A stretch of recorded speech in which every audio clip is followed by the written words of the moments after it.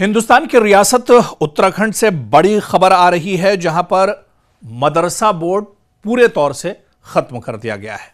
जी हां, आपने बिल्कुल सही सुना कि उत्तराखंड में मदरसा बोर्ड खत्म कर दिया गया है। तमाम जो मदारिस हैं, इनको जुलाई तक रियासती निसाब अपनाने का हुक्म भी जारी कर दिया है। यानी जो सरकारी निसाब होगा, जो स्कूलों में पढ़ाया जाता है, वही निसाब अब मदारिस में भी एक तरह से चलेगा। हालांकि अब जो मदारिस हैं तो नाम के मदारिस होंगे, क्योंकि इसमें ना तो मदारिस का अपना कोई निसाब होगा, ना ही इस्लामियात की किताबें इसमें पढ़ाई जा सकेंगी, ना ही फ़िक़्ह और दूसरी जो इस्लामी तालीमात से जुड़ी हुई किताबें हैं वो भी अब एक तरह से अलाउ नहीं की जाएंगी। क्योंकि उत्तराखंड में जो मदरसा बोर्ड चलता था, जिसके अंडर जिसके तहत आप देख लीजिए कि इस्लामी जो किताबें थी, जो इस्लामी तालीमात दी जाती थी, या इसके अलावा उर्दू निसाब में शामिल हुआ करती थी, अरबी और फ़ारसी की किताबें निसाब में शामिल हुआ करती थी, इन सब को भी एक तरह से ख़त्म कर दिया गया। क्योंकि मदरसा बोर्ड को ही जब सिरे से ख़त्म कर दिया गया तो ये तमाम चीज़ें भी एक तरह से ख़त्म हो गई। और अब ऐसे में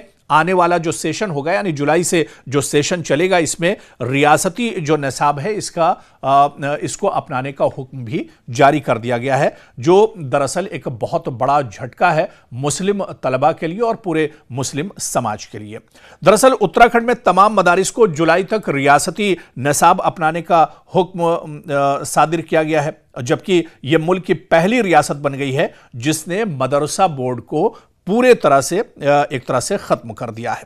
और ऐसे में आप देखिए कि इस पर हालांकि रिवायत के मुताबिक जो मुस्लिम रहनुमा है उन्होंने नाराज़गी जाहिर की है, लेकिन जो सरकार ने फैसला कर दिया है उसके खिलाफ आप नाराज़गी जाहिर करते रहें, कोर्ट जाते रहें, चीज़ें अब एक तरह से आप ये कहिए कि मुअल्लक हो गई हैं, एक तरह से लटक जाएंगी। क्योंकि जो कदम सरकार ने उठाया है इस पर भले ही कानूनी चाराजोई की जा सकती हो, कानून के हिसाब से इस पर कार्रवाई की जा सकती हो, लेकिन अब सरकार ने एक बड़ा फैसला यहां पर ज़रूर ले लिया है, जिसकी वजह से आप देखिए कि एक बड़ी आबादी को, एक जो मुस्लिम आबादी है, जो मुस्लिम तलबा है, उनको कहीं ना कहीं एक बहुत बड़ा झटका लगेगा। जो अपनी एक ज़बान है, हालांकि उर्दू ज़बान किसी कौम की ज़बान नहीं है, या उर्दू को हमेशा मुसलमानों से जोड़कर देखा जाता है। उर्दू मुसलमानों की ज़बान नहीं है, बल्कि उर्दू सब की ज़बान है, सभी इसे पढ़ते थे। माजी में आप देखिए कि जो हमवतन होते थे वो भी एक तरह से उर्दू ज़बान पढ़ते थे, समझते थे, लिखते थे।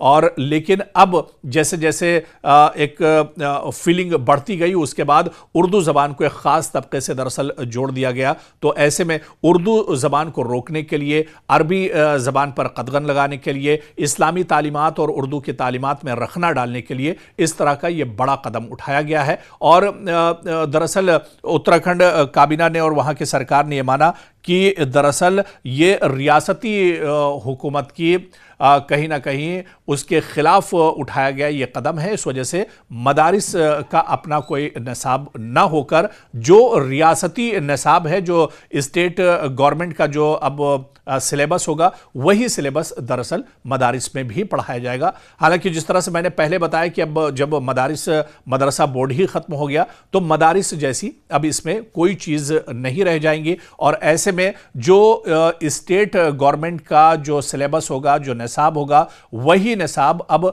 मदारिस के तलबा को भी एक तरह से पढ़ाया जाएगा। तो कहीं ना कहीं पूरे मुस्लिम समाज को लेकर, मुस्लिम तलबा के लिए ये एक बहुत बड़ा झटका है। अब सवाल ये उठता है कि क्या कानूनी एतबार से इस पर कोई जंग लड़ी जा सकती है? क्या इस पूरे मामले को अदालत तक ले जाया जा सकता है? अदालत में आने वाले दिनों में अगर ये मामला पहुंचता है तो क्या इस पर कामयाबी भी मुस्लिम तबके को, मुस्लिम समाज को मिलेगी?